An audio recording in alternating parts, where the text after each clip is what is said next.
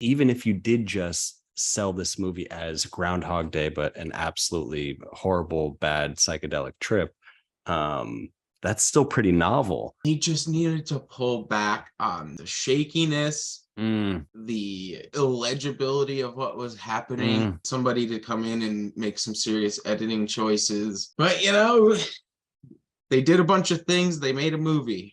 They did make a movie. I don't know what it would be like on a second viewing, but as far as the editing stuff goes, I do remember thinking that sort of prologue, I guess, before they get out into the desert, was sort of languid.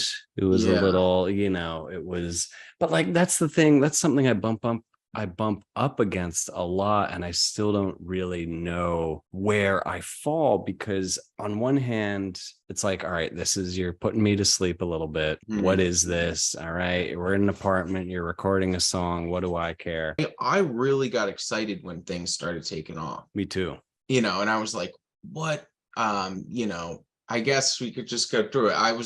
Soon the axe guy shows up.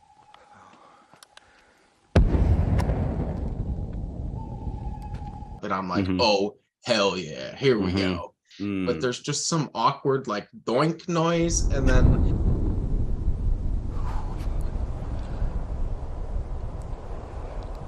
Hey!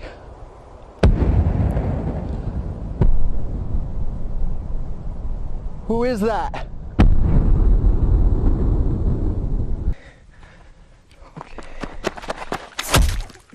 It's very obviously like a downloaded head hit from like YouTube or like freesound.org.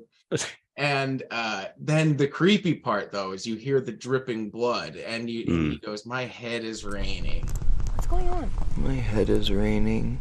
So what do you think was going on in this movie? What do you think was... I think I just rewatched the trailer to sort of like hopefully kickstart my memory a little bit, and where I'm sort of at as far as any interpretation is concerned is I don't like using this. This is like a placeholder sort of description, but like, for lack of a better term, it was obviously a sort of Groundhog Day type scenario a little bit, like in terms of like repetitions and like this poor guy going through a cycle. And the reason I don't like using that shorthand is because it's more comedy oriented. That's sort of become a subgenre with, I don't know if you saw Palm Springs, that was very much in that mold, which I love that movie too. If anything, even if you did just sell this movie as Groundhog Day, but an absolutely horrible, bad psychedelic trip, that's still pretty novel. And I think the thing that sort of maybe allowed me to cross the threshold from thinking this is really cool to like, this is special, is when things did get horrifying. And I'm going to loosely ascribe that to when I guess our sort of main character holding the camera is basically alone. I don't remember what happens. I think people die. The point is he becomes a solo traveler, and that is very unsettling, I think, in and of itself. And like once he became alone in that desolation, which for my money is like really scary unto itself, right? Like you could do a very non-supernatural horror movie of a person just sort of trying to survive the desert where nobody else is around. So that's like a scary feeling, I think, just right off the bat. So I remember during that moment thinking like, oh, like part of me was like, oh, now we've entered the climax. It took us whatever 40 minutes, but now we're like entering the end of the movie, when in actuality it was like really closer to like the middle of it. I know. Yeah, like what some people might call the quote unquote fun and games were starting. It's like, no, this is like the premise that we're hitting, not the climax. So once he got alone, and then he just kept repeating these cycles of day, night, which were both scary in different ways. Right, it was, you know what I mean? I didn't think about that. That was kind of cool. The cycles of the day, night sort of thing. I was more thinking about like how thirsty is this guy must be. Which is fair, but like I'm glad we're talking about that part of it, because that repetition, that pattern, I think part of what was really cool and effective about that was the fact that like, all right, okay, the sun is up. All right, thank God. But there are also these weird snake monsters around, which is not cool. So I don't feel safe, even though I can see ahead of me a little bit. But the other great thing about that pattern was like, even when the sun rose again, it's like, oh shit, the sun's going to go back down again. Yeah. Like, so for me as a viewer, Right. it just created this dread. Like, so and like, the cutting was like, it would happen randomly, and the intervals were like all jumbled up.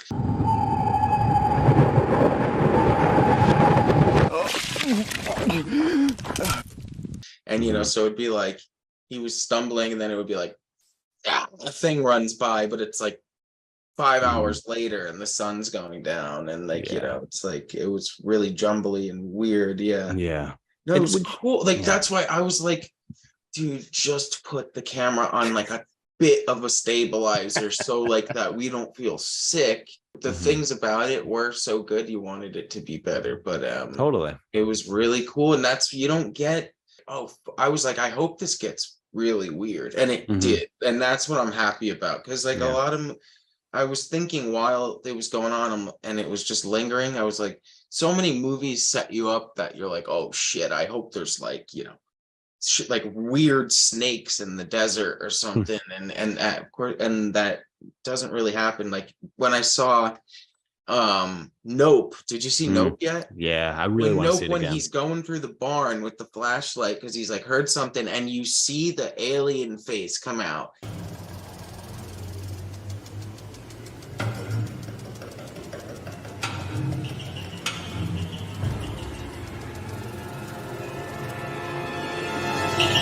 And I'm like, yes, aliens, let's go. This is gonna be so weird. Like Signs all over again. Right. And no, it ends up being a fake scare. And I was like, fuck, no. Dude. And I liked that nothing was like a dream.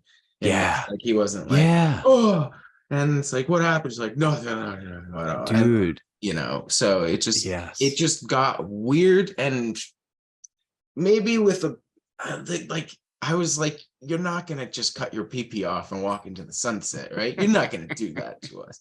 Surely you're going to wrap this up a bit more than that. But no, wrap it up. Spoiler alert. Yeah. The idea was that maybe there's some war going on off in the distance, and these creatures are sort of scurrying away. And that's what sort of gunfire or like shelling. There's like a constant shelling. Yeah, there is, which is really so unsettling. Weird. That there must be a reason for that. Yeah. It seems to be a story about, there's a lot of mentions of the guys, like, oh, you look like dad, you could, and then the girl's like, I miss my mom. Yeah.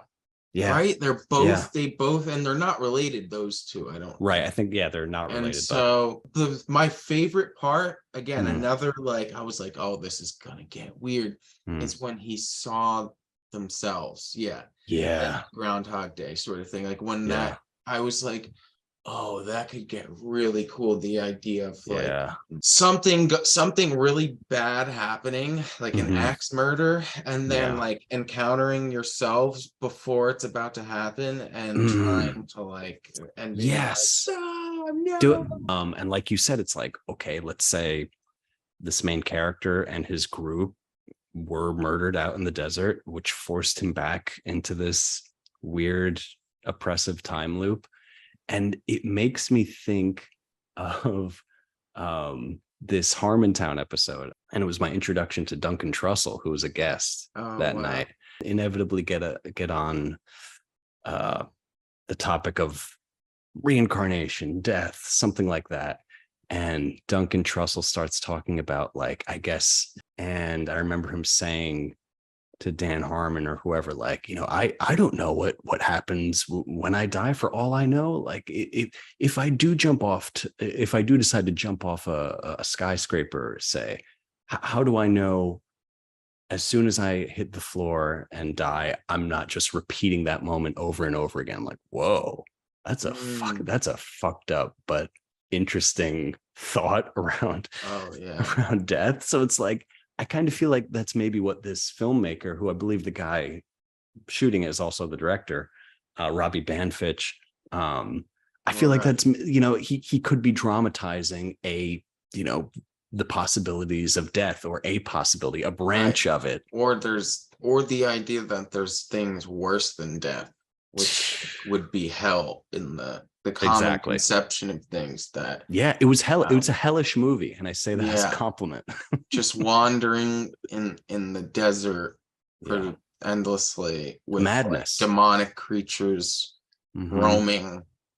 I'm just seeing now that there was like a New York Times, like a pretty flattering New York Times review of this movie. And I'm like, if he didn't cut his pee-pee off at the end, would people still be talking about it? Or like, did it have to go to that level to make you go like, oh? That's a good question.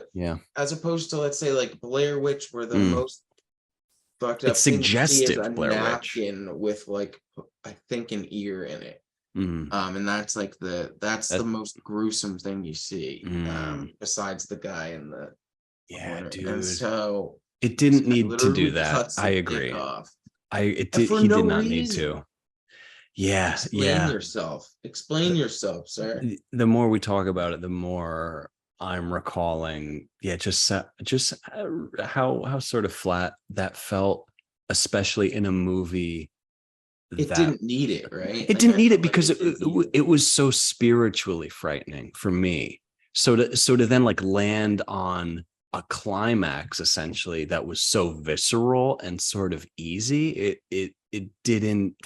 Well, one, it wasn't super effective, and nor was it really appropriate, I would say, with what came before. Backed by sound design that expertly combines the naturalistic with the otherworldly. Agree. Outwaters builds to a truly disconcerting sequence as Robbie wanders alone, wounded and gibbering. He doesn't know who he is, but the audience might.